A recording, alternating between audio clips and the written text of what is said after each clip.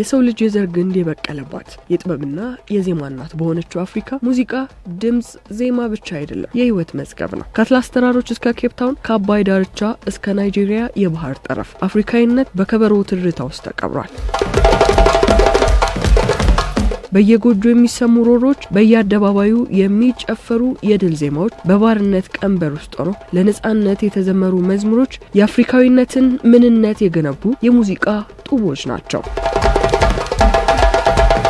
አፍሪካና አፍሪካዊነትን በሚያነሱ ሙዚቃዎች ዜማ ብቻ አይቃኝም። የጥቁር ህዝብን ኩራት፣ የትናንት ተጋድሎን፣ የዛሬ መነሳሳትና የነገን ተስፋ በሙዚቃ መስታወትነት የሚያስመለክቱ ናቸው። ለዚህ ደግሞ እነሆ ኢቮን ቻካ ቻካ ማማላንድ።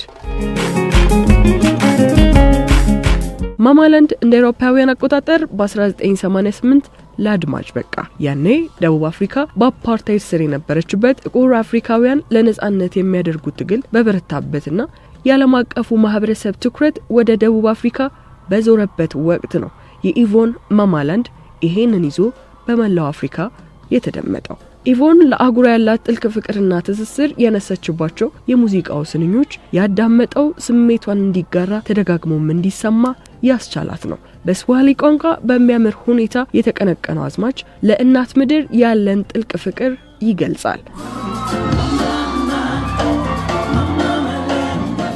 ኢዌ ናከፔንዳ አንቺን ወድሻለሁና ኢዌ ማማላንድ አንቺ እናት ምድር የሚሉት ሐረጎች ከሙዚቃውና ከድግግሞሹ ጋር ተዳምረው ለአፍሪካ ያለን ስሜት ደግሞም ትስስር የሚያጠናክሩ ናቸው። የዘፈኑ ስንኞች የተሻለች ምድር ለመፍጠር ውይይትና መረዳዳት እንደሚያስፈልግ ያሳስባሉ። ኢቮን ቻካ ቻካ በእናት ምድር ስም የሚደረግ ግጭትና ግድያ እንዲቆም አጽንኦት ትሰጣለች። ግጥሞቹ አፍሪካውያን አንድ ላይ በመሆን ብቻ ብሩህ የወደፊት ጊዜን መገንባት እንደሚችሉ በመገንዘብ ለአንድነትና ለትብብር ጥሪ ያቀርባሉ።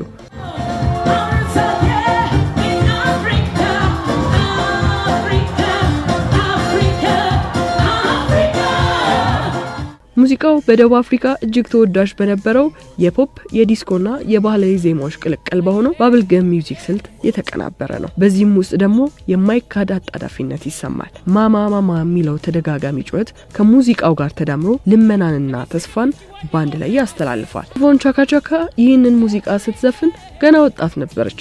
ነገር ግን በዘፈኑ ባገኘችው ዝና ምክንያት ኔልሰን ማንዴላን ጨምሮ ከብዙ ታላላቅ የአፍሪካ መሪዎች ጋር እንድትገናኝና የአፍሪካ አምባሳደር እንድትሆን በር ከፍቶላታል።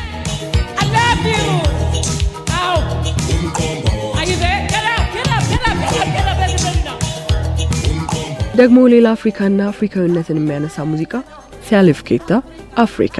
ሳሊፍ ኬታ በዜግነት ማላዊ ነው። ባለወርቃማ ድምጽ ይሉታል። አፍሪካ የሚለው ሙዚቃ ስራው በመላ አፍሪካውያን የሚወደድ ነው። ይህ ሙዚቃ እንደ አውሮፓውያን አቆጣጠር በ1995 በወጣው ፎሎን በተሰኘው አልበም ውስጥ የተካተተ ነው። አፍሪካ መከራን አሸንፋ የምትነሳ ጠንካራ አህጉር መሆኗን በሙዚቃው ግጥም ስንኞች በስፋት ያነሳል። የሙዚቃ ግጥሙ አወቃቀር ከሰቆቃ ቢጀምርም ወደ አዝማቹ ሲመጣ ግን ወደ ድልና ወደ ተስፋ ዜማ ይቀየራል። እጃችንን እንያዝ፣ አህጉራችንን በጋራ እንገባ፣ መከራው ይብቃ፣ እንባችንን እናብስ፣ አፍሪካ የጥበብና የጥንካሬ ምንጭ ናት እያለ ያቀነቅናል።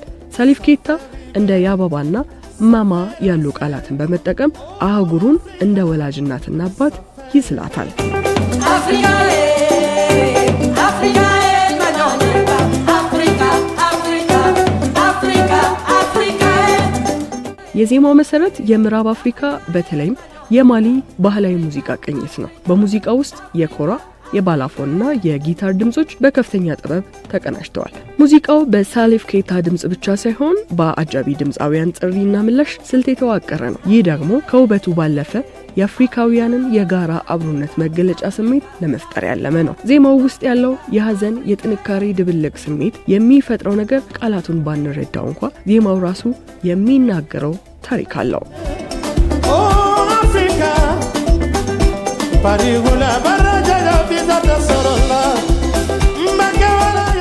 ሐራምቤን ደግሞ እናንሳ። ሐራምቤ በኬንያ ስዊስ ንጉስ ዳውዲ ካባካ የተዘፈነ በታዋቂነቱ አቻ የማይገኝለት የኬንያ የሀገር ፍቅር መዝሙር ነው። ሙዚቃው በጆሞ ኬንያታ የተጀመረውና ከነጻነት በኋላ የነበረውን የአንድነትና የሀገር ግንባታ እንቅስቃሴ ያወድሳል።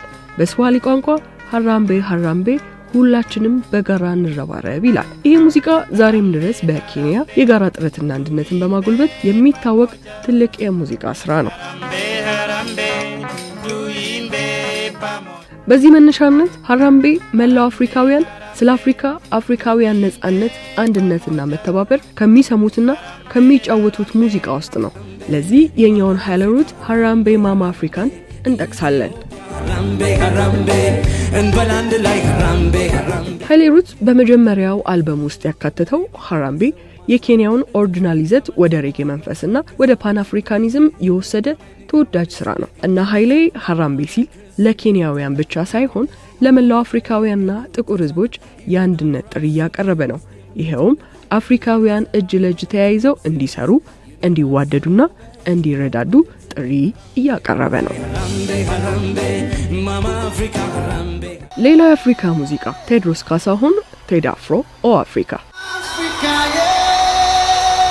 ይህ ሙዚቃ በቴዲ አፍሮ ጥቁር ሰው አልበም ውስጥ የተካተተ በግጥሙ ሐሳብ ማንነትን ፍለጋና አፍሪካዊነትን ዳግም ስለማግኘት የሚያነሳ ነው። ለካ አፍሪካዊነትን ስጨዋለው የሚለው የሙዚቃው ስንኝ የራሳችንን ማንነት ተን የሌላውን ስንከተል እንደነበረ ወደ ማንነታችን ስንመለስ የምናገኘውን ረፍት ይገልጻል። ብርዳይ ሞቅም በጋይ በርድም ማንነት ይኸው ነው አይለወጥም በሚለው ደግሞ አፍሪካዊነት የማይለወጥ ሀቅ መሆኑን ያበስራል።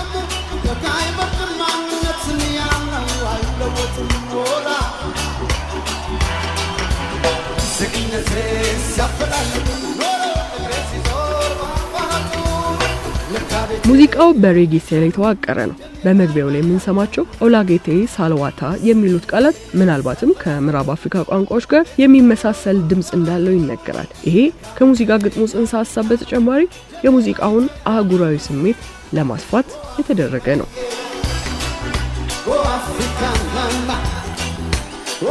እነዚህና ሌሎች አፍሪካንና አፍሪካዊነት የሚያሳስቡን ሙዚቃዎች ከአንዱ ትውልድ ወደ ቀጣዩ የሚሸጋገሩ እኛ ማን እንደሆንን ለዓለም መናገራቸውን የሚቀጥሉት ናቸው።